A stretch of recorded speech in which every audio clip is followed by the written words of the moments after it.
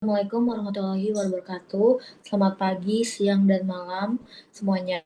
Kami dari kelompok 9 ingin mempresentasikan mengenai tugas Interprofessional Education atau IPE. Adapun anggota kelompoknya Reza Sapitriani, Muhammad Muknitias, Alia Rifami Azahra, Putri Febi Mersyana, Astrid Deborah R. Paul, dan saya sendiri, Singinata Sumorang, Wildan Halim Prasetyo, dan Justin Tan. Kemudian skenarionya, seorang pasien laki-laki berusia 55 tahun datang ke poliklinik dengan keluhan sakit kepala dan pusing sejak 3 hari yang lalu. Pasien memiliki riwayat penyakit hipertensi dan dislipidemia yang sudah lama. Hasil pemeriksaan fisik didapatkan tekanan darah 160 per 100. Dokter mendiagnosis pasien dengan hipertensi grade 2 dan resepkan 2 obat antihipertensi, yaitu lisinopril dan HCT. Dokter tidak menanyakan riwayat pengobatan pasien secara lengkap karena kendala waktu. Pasien kemudian mengambil obat di apotek. Apoteker menemukan bahwa pasien rutin mengonsumsi suplemen herbal yang dibeli bebas. Apoteker menyadari bahwa kombinasi lisinopril dan suplemen herbal dapat berinteraksi dan meningkatkan risiko kerusakan ginjal. Apoteker berusaha menghubungi dokter namun tidak dapat terhubung. Apoteker kemudian mengambil keputusan untuk melakukan edukasi kepada pasien dan menyarankan untuk kembali ke dokter terlebih dahulu. Untuk pendahuluannya, hipertensi atau tekanan darah tinggi adalah peningkatan tekanan darah arteri yang persisten, di mana tekanan sistolik (SBP) di atas 130 mmHg, atau tekanan darah diastolik atau DBP di atas 80 mmHg. Penyakit hipertensi sebagai penyakit kronis memerlukan penanganan jangka panjang yang kompleks dan berkelanjutan. Nah, proses perawatan tidak hanya melibatkan dokter, tetapi juga kolaborasi profesi lain seperti apoteker, perawat, ahli gizi, dan tenaga kesehatan masyarakat. Sejalan dengan laporan The Lancet Commission on Education of Health Professionals for the 21st Century, pendekatan kolaboratif berbasis interprofessional education terbukti memperbaiki hasil klinis dan meningkatkan kepercayaan pasien terhadap tenaga kesehatan. Adapun hasil diskusi pertama yaitu peran dokter. Peran dokter yang pertama sebagai pemberi pelayanan kesehatan atau care provider. Dokter telah melaksanakan perannya dengan melakukan pemeriksaan fisik, menegakkan diagnosis, dan memberikan terapi antihipertensi. Namun, pelayanan yang diberikan belum sepenuhnya komprehensif, karena dokter tidak menggali riwayat pengobatan dan penggunaan suplemen herbal secara lengkap.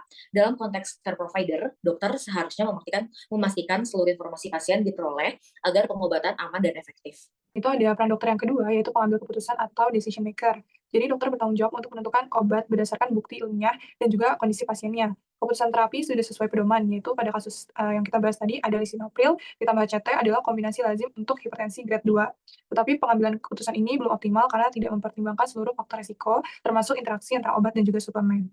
Nah, peran dokter yang ketiga itu sebagai pemimpin masyarakat atau community leader. Dokter sangat membutuhkan sifat kepemimpinan karena dokter akan melakukan pengarahan dan juga koordinasi yang dilakukan kepada masyarakat agar terciptanya masyarakat yang sehat.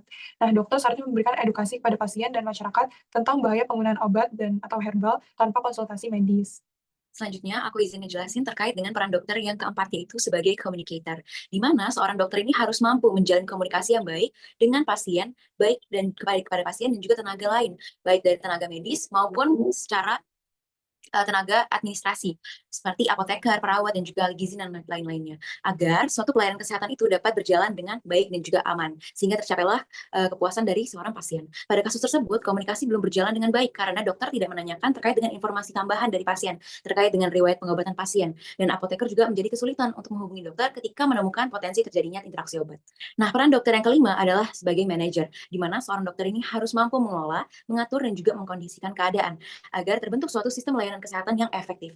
Nah, dokter juga perlu mengatur terkait dengan waktu, sumber daya, dan juga alur kerja agar setiap pasien dapat mendapatkan pelayanan kesehatan yang baik dan juga menyeluruh. Selanjutnya, peran dokter adalah sebagai researcher, di mana dokter dapat melakukan studi kecil ataupun dapat membaca literatur terbaru untuk mengantisipasi risiko interaksi yang terjadi seperti pada kasus yaitu lisinopril dan juga obat herbal yang dapat mempengaruhi fungsi ginjal. Yang selanjutnya, peran dokter adalah terkait dengan iman dan juga takwa, di mana seorang dokter itu harus selalu percaya dan juga ingat bahwa ia dapat membantu seseorang ataupun seorang pasien yang sakit atas izin Tuhan. Selanjutnya adalah peran apoteker, di mana peran apoteker yang pertama itu adalah sebagai caregiver. Seorang apoteker itu merupakan suatu profesional kesehatan yang berinteraksi langsung pada pelayanan klinik, analitik, dan juga teknik yang memang sesuai dengan peraturan pemerintah nomor 51 tahun 2009. Peran yang diambil oleh seorang apoteker seperti meracik obat, lalu memberi konseling, konsultasi, monitoring, visit, dan juga yang lain-lain. Nah, berdasarkan skenario, apoteker memeriksa penggunaan obat pasien dan juga menemukan bahwa pasien itu rutin mengonsumsi suplemen herbal. Dalam hal tersebut, apoteker berperan memberikan edukasi terkait dengan potensi interaksi antara lisinopril dan juga suplemen herbal yang digunakan pasien yang dapat mempengaruhi fungsi ginjal pasien. Peran apoteker yang kedua adalah decision maker, yaitu Seorang apoteker mampu menentukan keputusan terkait kefarmasian seperti memutuskan dispensing, penggantian jenis sediaan, penyesuaian dosis, yang bertujuan agar pengobatan lebih aman, efektif, dan rasional. Nah, pada skenario, apoteker itu berperan dalam mengambil keputusan dalam memberikan edukasi kepada pasien dan menyarankan agar berkonsultasi kembali dengan dokter setelah mengetahui potensi interaksi obat dan suplemen. Peran apoteker yang ketiga adalah communicator, yaitu seorang apoteker itu harus memiliki keterampilan berkomunikasi yang baik sehingga pelayanan kefarmasian dan interaksi antar tenaga kesehatan berjalan dengan baik. Misalnya konseling dan konsultasi obat kepada pasien, melakukan visit ke bangsal atau ruang perawat pasien. Pada skenario, komunikasi belum berjalan optimal karena apoteker tidak dapat menghubungi dokter. Namun, apoteker tetap berusaha berkomunikasi dengan pasien dalam memberikan penjelasan tentang bahaya penggunaan suplemen herbal bersamaan dengan lisinopril. Yang selanjutnya itu adalah drug-related problem atau analisis dari penggunaan obat-obat. Yang pertama itu interaksi dari lisinopril dan juga hidroklotiazid atau HCT. Untuk penggunaan terapi dari kedua obat tersebut memerlukan penyesuaian di dosis yang tepat dan monitoring dari kesehatan ginjal dari pasien sendiri. Kontraindikasinya pada pasien, kontraindikasi dari penggunaan kedua obat tersebut adalah pasien yang memiliki risiko gagal ginjal, gangguan ginjal berat atau pemeriksaan kreatinin kurang dari 30 ml per menit, dan juga gangguan hati. Yang kedua adalah interaksi lisinopril dan juga suplemen herbal. Produk herbal tanpa sertifikasi dari CPOTB seringkali tidak mencantumkan komposisi secara lengkap, sehingga hal ini meningkatkan risiko interaksi dengan obat resep. Herbal hipertensi tradisional seperti seledri, kumis kucing, dan temulawak dapat memicu hiperkalemia jika digunakan bersamaan dengan lisinopril karena sifatnya yang meningkatkan kadar kalium. Yang ketiga adalah indikasi dislipidemia yang tidak ditangani. Ini pertama dalam penanganan pasien dislipidemia adalah menggunakan terapi obat golongan statin. Mekanisme kerja dari statin adalah mengurangi pembentukan kolesterol di hati dengan menghambat secara kompetitif kerja dari enzim HMG CoA redutase. Selanjutnya adalah pengkajian obat. Di sini ada pengkajian obat dari segi farmasetika, farmakologi, dan juga farmasi klinik. Pertama dari farmasetika dulu. Yang pertama ada lisinopril dan juga HCT, di mana kesediaan tablet ada berbentuk oral, stabil, dan dapat dikombinasikan dengan aman. Lalu ada suplemen herbal tertentu seperti Gelor, alfalfa, dan juga kumis kucing. Dan jika digunakan dengan obat lisinopril dan HCT itu berisiko terjadi interaksi obat pada ginjal dan elektrolit. Kalau dari segi farmakologi, yang pertama dari lisinopril. Untuk lisinopril sendiri itu menurunkan resistensi vaskular. Untuk HCT, dia menurunkan volume plasma, dan kombinasi dari kedua obat tersebut efektif, tapi perlu monitoring ginjal. Untuk yang ketiga adalah farmasi klinik.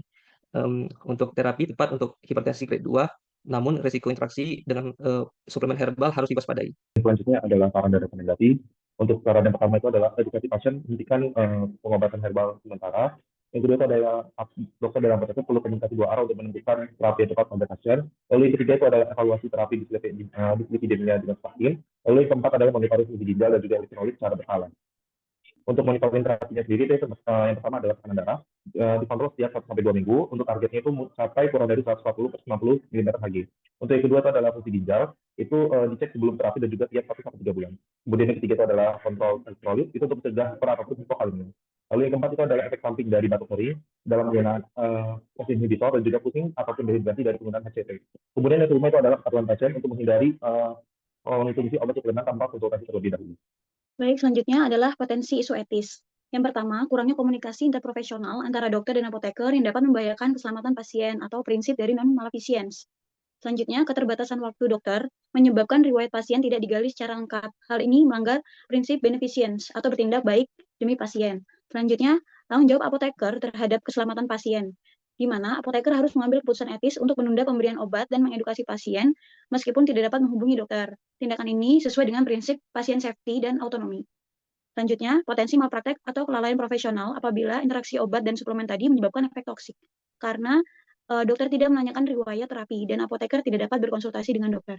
Kesimpulannya, yang pertama, hipertensi merupakan penyakit kronis dengan prevalensi tinggi di Indonesia yang memerlukan penanganan jangka panjang, komprehensif, dan melibatkan kolaborasi antar profesi kesehatan.